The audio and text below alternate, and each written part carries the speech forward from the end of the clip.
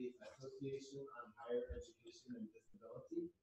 And we are, they asked me if I would talk about looking forward to the first year of the GUDIN Network initiative. And I very much hope that this will be a conversation.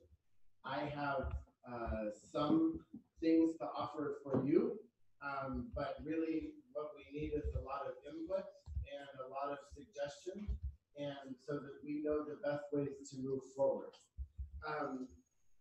Next slide. I thought first I would just tell you a little bit about our organization so that you're familiar with the head and what we do, and then discuss the first year initiatives of GUDIN and discuss opportunities for everyone's involvement, and finally end with a transition of HI and the head and how we can work together and how we can communicate best with you and what's next.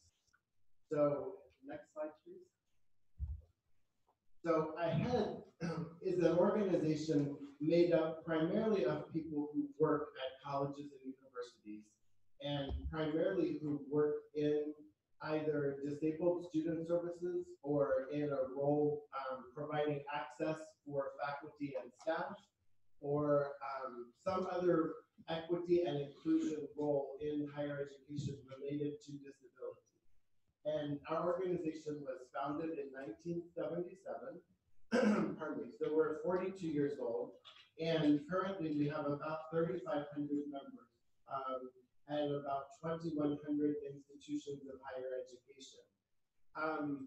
We are largely currently a US-based organization. Only about 10% of our membership is outside of the US.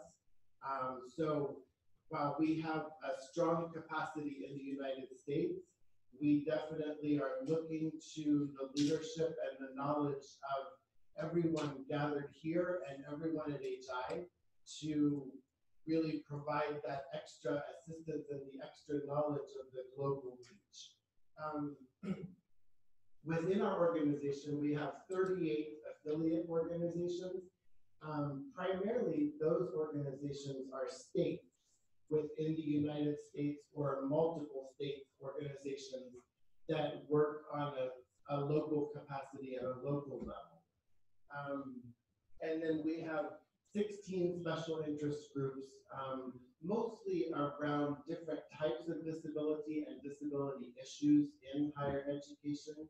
And then we have many partnerships with other disability organizations and other higher education organizations, again, both in the US and internationally.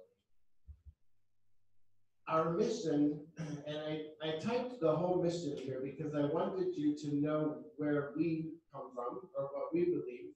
Our mission is that through progressive visionary leadership grounded in social justice principles, AHEAD develops, shares, and provides relevant knowledge, strategically engages in actions that enhance higher educational professionals' effectiveness, and advocates on behalf of our members, their institutions, and their work that they serve to ensure full, effective, and participation by individuals with disabilities in every aspect of the post-secondary experience. That is the core essence of what AHEAD does and what we seek to support as an organization. What we do on a day-to-day basis typically are things that are fairly typical of an association. We provide professional development, conferences, workshops, webinars, trainings, those types of things. We do a lot with fostering community, online communities, and interaction between members. We inform our members of emerging issues that are relevant to disability and higher education, and we disseminate data and research and further evidence about the work that we do and try and support the inclusion of people with disabilities in higher education.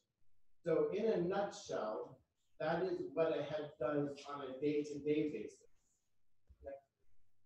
What we are most excited about right now is the opportunity to work with GUDIN, because there is such wonderful energy and such incredible desire to advance this work globally. And we're very excited to play a small part in helping advance that work as best we can. The vision, has six points, kind of the vision for the GUDIN as it currently has been laid out. And the first one is to share best practices on inclusion of students, faculty, staff, and administrators with disabilities in higher education around the world. The second one is to initiate and promote research on inclusion and accessibility related topics. The third is to facilitate exchanges and meetings and interactions between members of the GUDIN. The next one, is to participate in data collection efforts, to work with employers and other stakeholders to help students develop skills that will lead to their success in the labor market and graduation and afterwards. And then other activities that we come up with as a group that can support the network. So in a very broad sense, those are the 6 things that we initially understand that we might seek to do together through the work of the GUDIN. There are, and you don't have to write any of this down. We're going to send everything to you immediately following this so that you'll have it right away. But the ahead will help facilitate the connections and the communication and the work of the network. And the very first thing is the email address for GUDIN is simply gudin@ahead.org. And that will become important because that is how you will indicate your interest in being a member of the network and how you will get connected with the listservs and the communities for communication, and eventually the dynamic website that will house the communities. There will be a listserv immediately starting so that we can communicate right from the beginning. And that listserv again will be sent to you, but it will just be gudin@aheadlistserv.org. We're trying to keep all of the email addresses and things very simple so that they don't become difficult to manage in your email boxes and make them user friendly. The next thing that we're going to have to do is we're going to have to think about designing an advisory structure and a governance structure and a membership structure for the organization. And we will look to all of you to provide input on what that looks like and how that should happen, and what roles people should take in supporting the initiative. We also very early on need to conduct a needs assessment. And that will be a needs assessment of everyone who is involved in the GUDIN. We really want to build on the data that has already been gathered and capture more about the needs that need to be fulfilled by the network so that we can be very targeted and very strategic in our planning on how to best meet the needs of people who are in the network itself. We will need to establish a presence on the internet. So we will need to establish a website and a home and communities where people can participate, and resource libraries for people to deposit documents and retrieve documents from, and places where people can share best practices, and everything that goes along with having a dynamic website needs to happen during this first year so that everyone has equal access to information in an accessible way that doesn't matter where you live or if you have money to go somewhere or not. We'll need to establish a membership system. We'll need to set up so that we can know who the members are and connect people. And, I was really interested in listening to the ideas about the mentoring program and the prospects that could happen between mentoring between institutions, and thinking that members of the GUDIN could really be such excellent resources for each other in that regard. We'll have to do some not so exciting things like establish a budget and start looking for funding sources and looking for the business infrastructure to support the network. That work is not going to be on any one person's shoulders, but it is a responsibility that we all will help put ideas into and try and come up with good solutions for. And we'll have to look at finding funding streams and looking for places that would like to support this work so that it can be a healthy, vibrant organization. But we also want to make sure that we have strategic partners from the outside who are invested in helping with the network as well. Next, please. I think one of the most important things that we will need to do early is create the platforms for connection. I think that a listserv is one thing. That's one way for people to send messages to each other.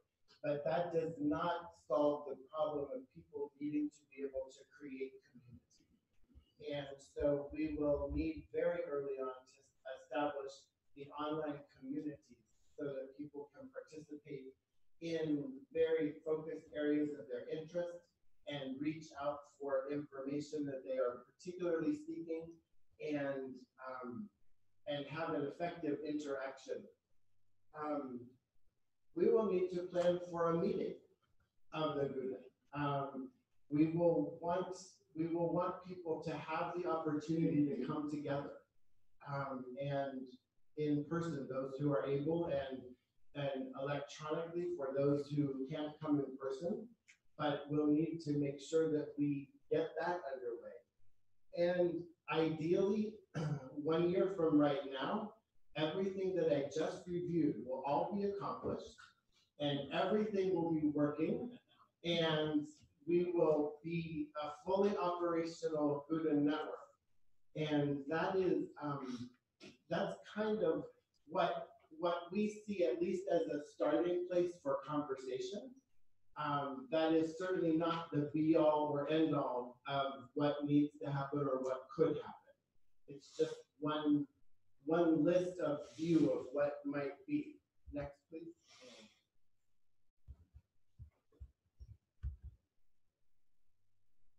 The whole idea and the name of this event was co-elaboration.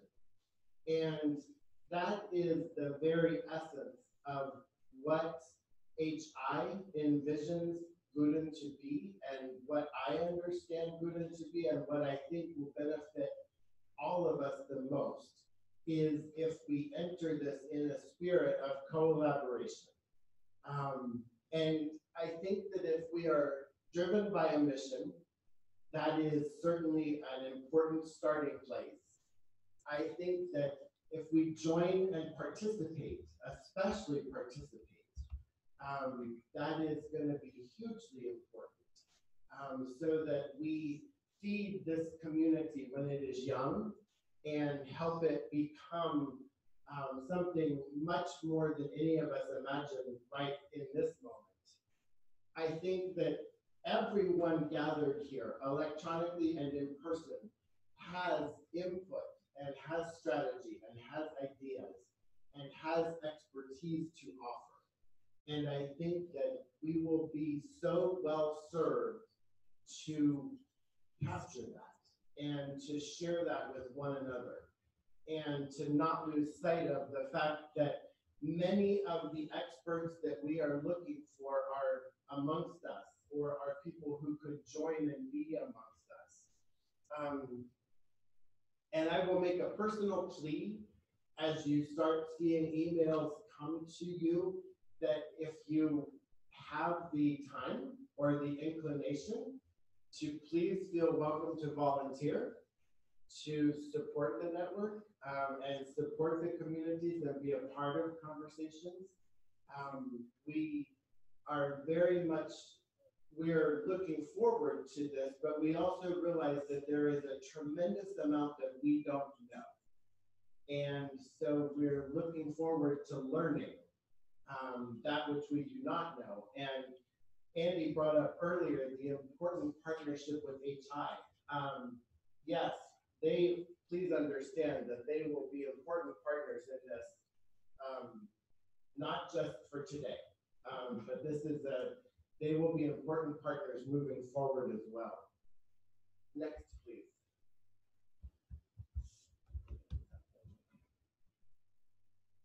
So the idea is that that AHEAD will facilitate the business and the operation and the community and make things happen. And that all of the members of the community will be the vibrant, vital life of GUDIN. So I don't want to, for a moment, think that AHEAD is, I don't even know that I love the word lead. I think that I like the word that AHEAD is facilitating, and that AHEAD is prepared to collaborate, and that AHEAD looks forward to working with everyone. And I think that together, we will probably move somewhere just amazing.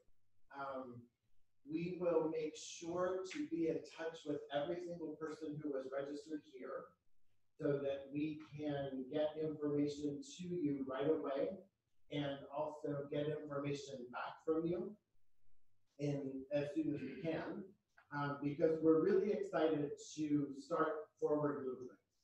And we don't want to, as they say, let the ball drop. We want to capitalize on this event and make sure that we do our part to carry forward. The last slide, please.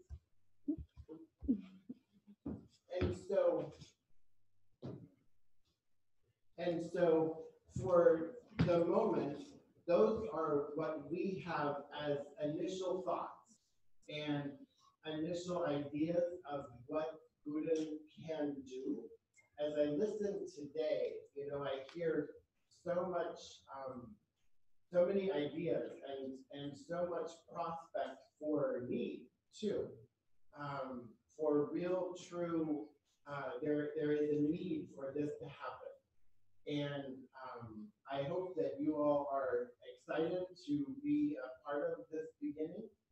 And I look forward to your thoughts and your wonders and your input, and not just today, but the email address goes straight to me, so I would love to get your emails anytime. And I thank you very much for your time, and I look forward to you.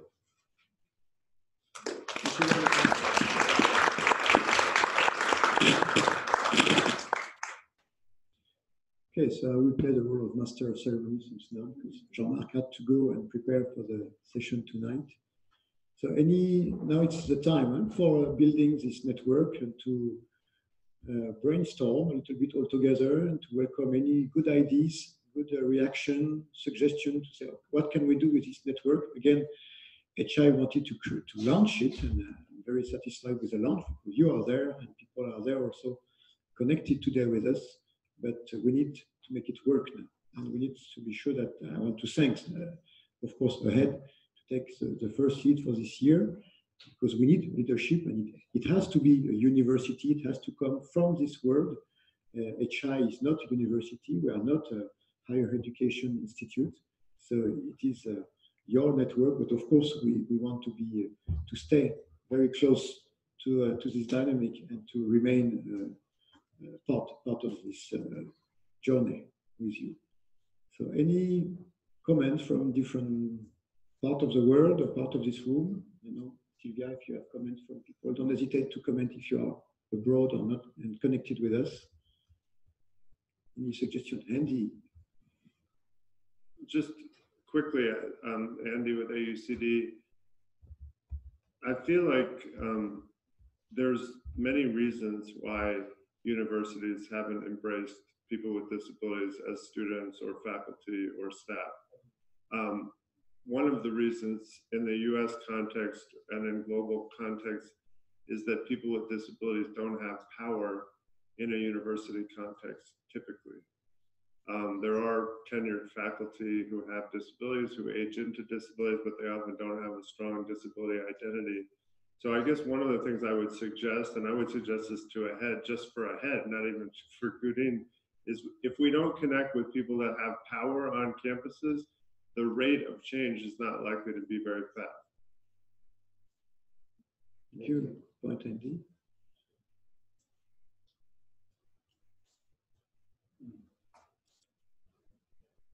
Yes, please, Delphine. On this point, can I ask whether people know whether there is a network of presidents currently existing, presidents of universities, on anything else than disability, and whether we could go through them and encourage them to act and be involved in GUDIN?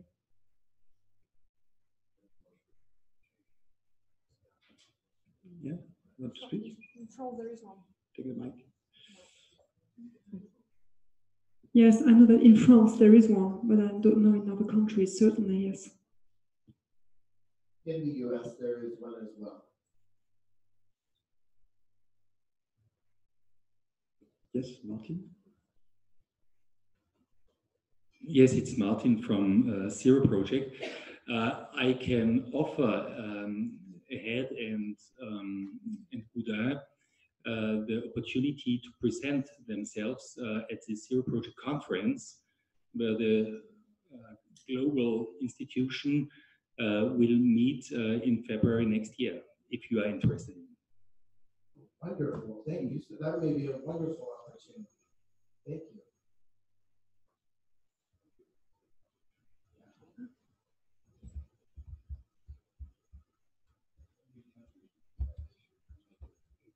We have some corporate in the room. Maybe they want to react. You are the one who will benefit of the GUDIN at the end. Yes. Yeah, Sylvia? I have Derek who wants to speak. Okay, Derek, you can put your microphone. Yes, I'm going to do this. So. Okay, great. Thank you very much. I'm still here. Similar to the offer from the Zero conference, I'd like to say that we have a proposed side event for the Conference of States Parties in June. And the side event is focusing on Article 24 of the CRPD on inclusive education. And we would like to offer a partnership with GUDIN or AHEAD or HI and any of you to participate in that side event in June. It will focus on inclusive higher education, and happy to modify the program so that it meets those needs of those who'd like to participate. There will be remote participation as well for those who can't come to New York, but for those of you who might be in New York, we'd love to have you participate. Thank you. Yes, thank you very much, Derek. Of course, HI will be at the Conference of State Party in June on different thematics, so I'm sure we can find a way to collaborate on this session.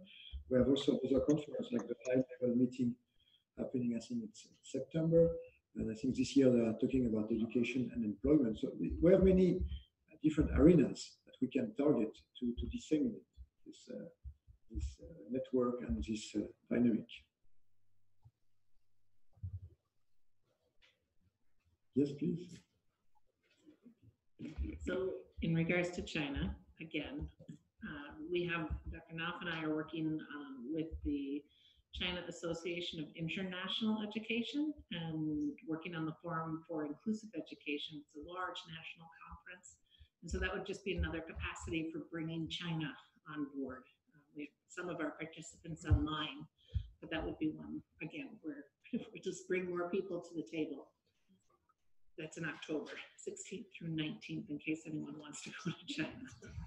Okay. But if I could also add to that, the point that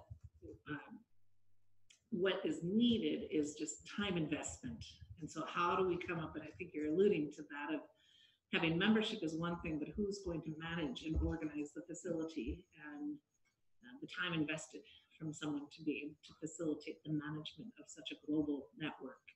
So I don't know if you have an answer for that. Yes, HEAD is committed to doing that, actually. We're not just the things that I listed as first-tier priorities, but in an ongoing basis, HEAD has committed to doing our very best to fill that role.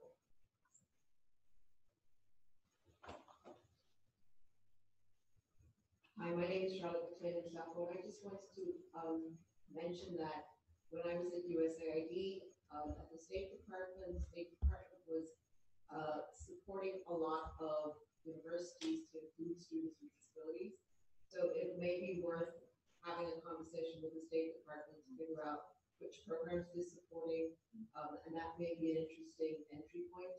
And then I just wanted to say, from the perspective of the World Bank, what we're really interested in seeing is increased number of graduates from universities with disabilities that can join organizations like the Bank.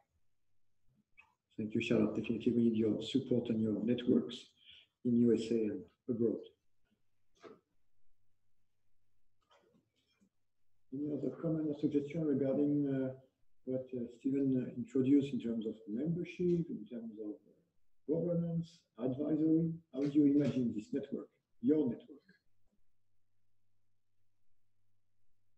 Do you want to pay a fee to be a member? No.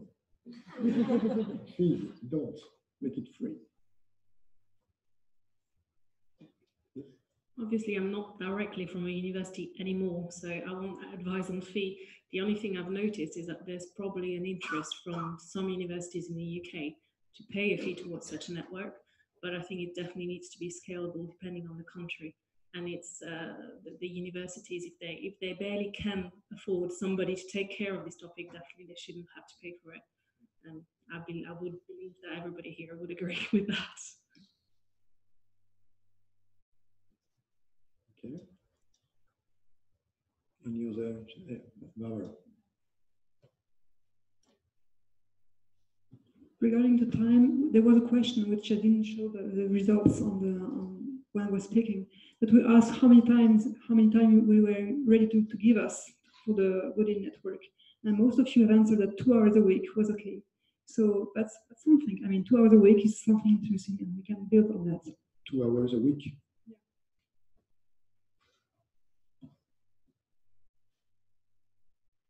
Interesting. Yes. Amy? I just wanted to make a comment that the universities that are already working in inclusive education or in accessibility are going to be motivated to be part of a network like this. But I think a lot of us, our goal is to get those universities who are not as focused on accessibility and inclusion and have a way for them to be involved without having that fee be a distractor. So I would want us to keep that in mind as we move forward. Okay, please. Hi, excuse me, Derek Nord, Indiana University, United States.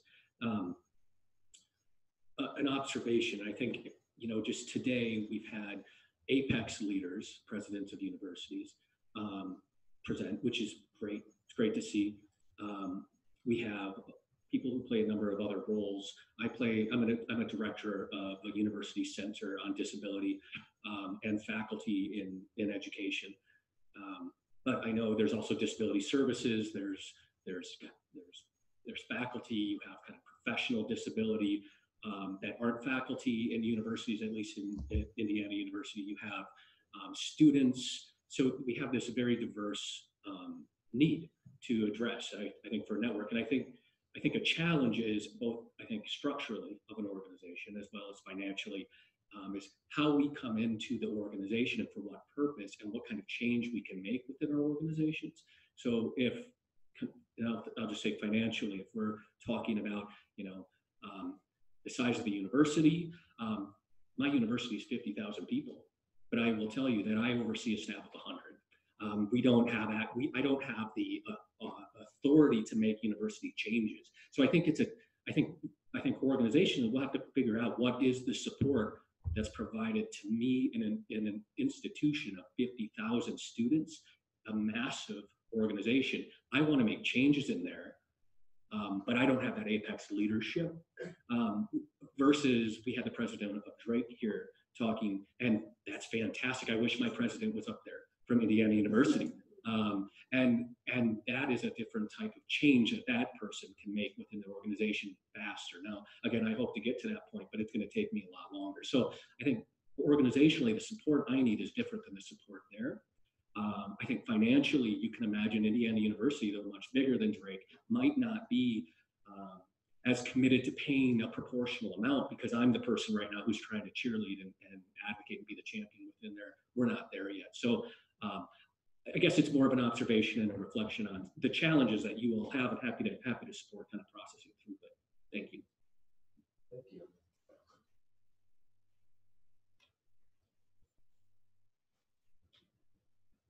Okay. Oh, please. One of the groups that seems to be left out here, I think is quite important. I'm Marcia Ryu. I'm from York University in Toronto, Canada. We have a critical disability studies program that we've been running for master's and doctoral students for 12 years, I think. Makes me feel old if I think like that. But we have quite a number of our students now with PhDs are being hired. It takes time, it took us time, but we're noticing that more and more of our students now, and my expectation is that within a year or two, they'll all get hired. Those students are not just getting hired in disability studies programs. They're getting hired across the university. In my own university, we have our program, which has actually generated the hiring of people with disabilities in fine arts, in education, in social work, and in the business school. So there are these ways in which vibrant programs generate a kind of base for the university to become more inclusive. My sense is that it's really important in any network to get to those new hires, because those are the people, they're already going to all the conferences. They know the people who are in this field. They know the people who at least are critical in this field and have moved into a human rights, social policy, critical thinking dynamic. So those people seem to me, in some senses, almost more important than those of us who are here, because they're the people who are going to guide this change. And I'm not sure how you get to those people, but it seems to me your network will be able somehow, should be able somehow to pick up that population, because they're the people who are going to make it happen. Thank you. Please, yes. Introduce yourself, please.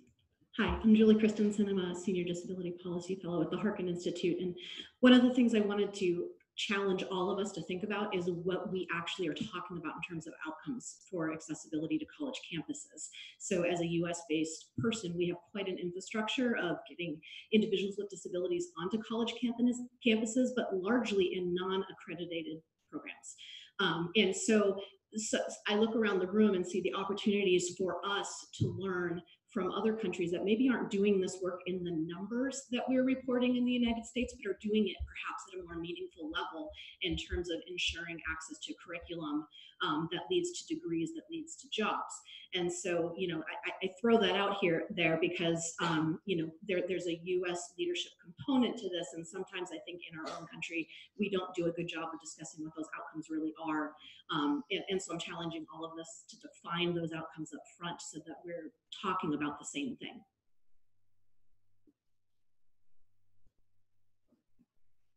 Thank you. Can I just clarify, Julie, are you talking about students with intellectual disabilities in the United States, or all students with disabilities in the United States?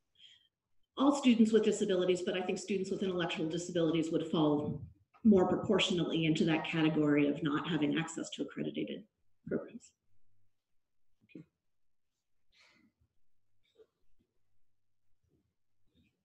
Yes, please. I just have an idea is that maybe with the GUDIN network, we could create some kind of label, international label, that could reward members or even outside members for their implication into inclusive education, inclusive infrastructure. I know that such labels already exist in some countries, but not all countries. So maybe we could create our own, the GUDIN network label or something like that. Thank you. It's a very good transition, I'm afraid. But unless Raja, you want to have a look. Building on what Karin said, we could think about the network and think about a state of the sector report where we collect data from countries and in an efficient, cost-effective way. There are many countries represented here, and data is important to highlight the disparity out there, and probably disclose not only qualitative data but also case studies of how universities have done both in various countries. That could build the momentum towards membership and further raising money to run the secretariat. Yeah, for sure. Thank you very much. Okay, so now at the